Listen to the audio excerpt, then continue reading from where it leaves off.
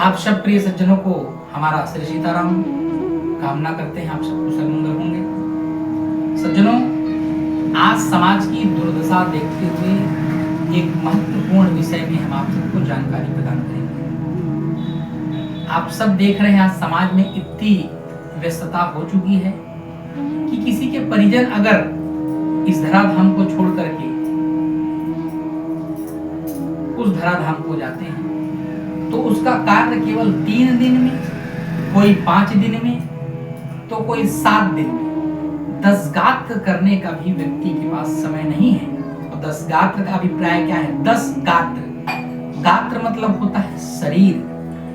10 दिन में जब हम उस जीवात्मा के लिए पिंडदान करते हैं तो 5 कर्मेंद्रिय और 5 ज्ञानेंद्रिय, ये जीव को सूक्ष्म शरीर मिलता है, ये 10 पिंडा से। और 11वें दिन सैयादान, भोजन, 12वें दिन भी भोजन करता है वो जीवात्मा। और 13वें दिन जब तेरही का कार्यक्रम होता है तब वो जाकर के जीवात्मा यहाँ से यमलोक की ओर जाता है। पूरे 1 साल का सफर करके वह यमलोक पहुंचता है। और जब यहाँ हम बरसी के दिन उसके लिए पिंडदान, यथा शक्ति, भागवत इत्यादि जो भी कार्यक्रम हम उसके लिए करते हैं उसको वह फल वहां प्राप्त होता है। इसलिए आप सबसे मेरा निवेदन है, इतने भी व्यस्त ना हो जाइए कि अपने परिजनों को भी आप पूर्व कर्म अनुसार क्रिया ना कर पाए। जो हमारे शास्त्र इत्यादि बता दिए गए हैं उनको कीजिए, आप अपनी बुद्धि का प्रयोग ना लगाइए। आप सब भागवत सुनते हैं, भागवत में गोकर्ण जी ने क्या किया? पहले डायरेक्ट धूमकारी के लिए भागवत कर दिया क्या?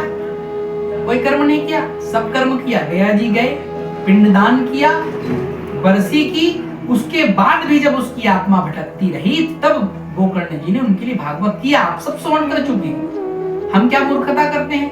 कुछ किए नहीं और साल भर बाद भागवत कर दिया। आप विचार कीजिए, यहाँ उल्लेख है गरुड़ पुराण में कि 10वें दिन के पिंडा से ही उसको सूक्ष्म शरीर प्राप्त होता है। अब आपने 10 गात्र किया ही नहीं है तो विचार नहीं है, क्या उसको शरीर प्राप्त हुआ है?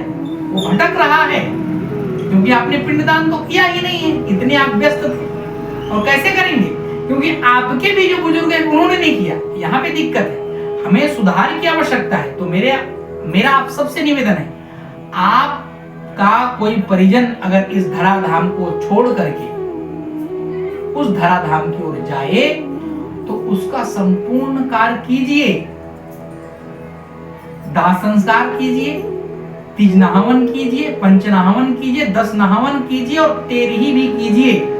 जीवात्मा 13 दिन तक घर में निवास करता है। सज्जनों, आप बहुत सुनते होंगे, इधर से उधर तरह तरह की वीडियो बनती है, हमें पितर दोष लग गया, पितर लोग नाराज हैं, पैसे नहीं आते, घर में कुछ आभास होता है, डर लगता है। इसका कारण क्या है? मैंने अभी पाया, जब देखा समाज की ओर, बहुत पहले से मैं इस बात को विचार कर रहा हूँ और देख रहा हूँ, लगभग लोग, और जितने पढ़े लिखे लोग वो ज्यादा, वो तो 5 दिन नहीं लगाते भैया, 3 दिन में सीताराम कर देते हैं और विचार करते हैं कि हमारा परिजन जो है उसको मोक्ष प्राप्त हो। कैसे मोक्ष प्राप्त हो जाए? आपके कहने से।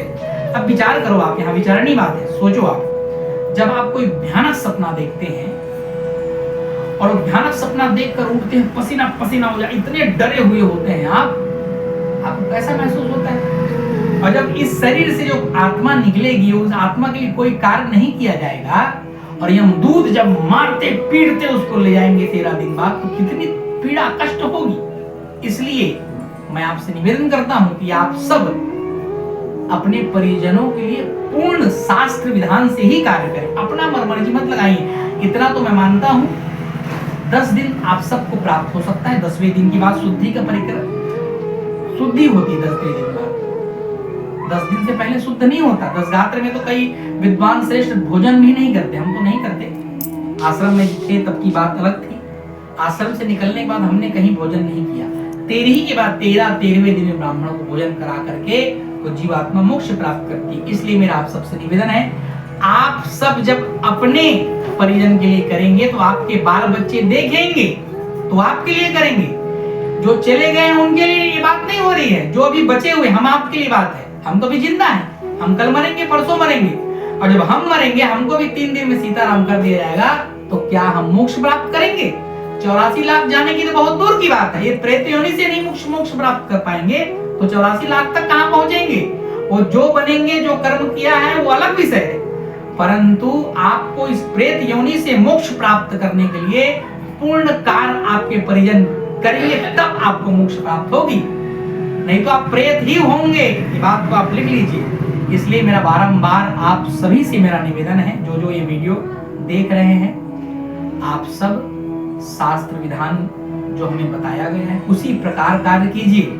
आप कितने बड़े भी कलेक्टर, सीएम, डीएम या जो भी कार्य में हैं, आपको 10 दिन प्राप्त हो सकता है, और नहीं हो सकता तो क्षमा कीजिए, आपने अपना कर्तव्य पूरा नहीं निभाया, और इसका फल आपको आपके पुत्र परिजन देंगे, अवश्य देंगे।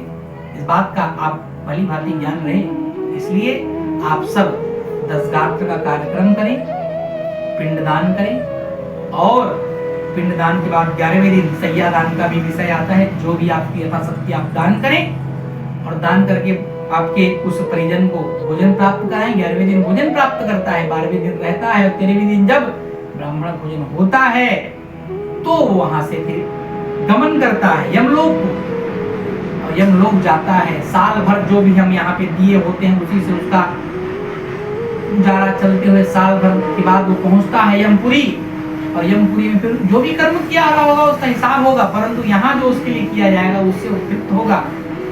और जब बरसी में हम उसके लिए बरसी का कार्यक्रम करते हैं, पिंडदान करते हैं, भागवत इत्यादि करते हैं, तो फिर उसका वो फल प्राप्त करता है, हमें आशीर्वाद प्रदान करता है, पितर का आशीर्वाद प्राप्त होता है, और हम सब अपना जीवन कुशल मंगल जीते हैं। एक के बाद एक लगा है। आप करेंगे तो आपके बच्चे आपके लिए करेंगे, उसके बच्चे उसके लिए करेंगे। आप ही नहीं करेंगे तो क्या कोई करेगा? और आप फिर कितनी पीड़ा पाएंगे, विचार कीजिएगा इस बात को सज्जनों। इसलिए मेरा निवेदन है कि जो शास्त्र ने, जो हमारे गुरुजनों ने हमें आदेश दिया है उसका पालन करें। कोई 5 दिन में शुद्धि नहीं होती, इस बात को आप लिख लीजिए। कोई बोले मुझे बताइए, आप हमसे संपर्क कीजिए। कोई भी कार्य कर लो 5 दिन में शुद्धि हो ही नहीं सकती, क्योंकि 10 दिन में ही उसका शरीर बनता है ये पिंडदान से। तो कैसे शुद्धि हो जाएगी? 13 दिन तक वह घर में रहता है, तो कैसे शुद्धि हो जाएगी? इसलिए आप सभी मर्यादा में रहते हुए कार्य करें, और उस परिजन का पूर्ण कार्य करके उसको मोक्ष प्रदान करवाएं, ये आपका कर्तव्य है। आप सब कुशल मंगल होंगे, ऐसी मेरी कामना। प्रभु आप सब पे कृपा करें, विवेक प्रदान करें, और आप धर्म रहित कार्य करें, पाखंड से बचें। आप सबको हमारा श्री सीताराम, श्री राधे श्याम, जय गौ माता, जय गोपाल।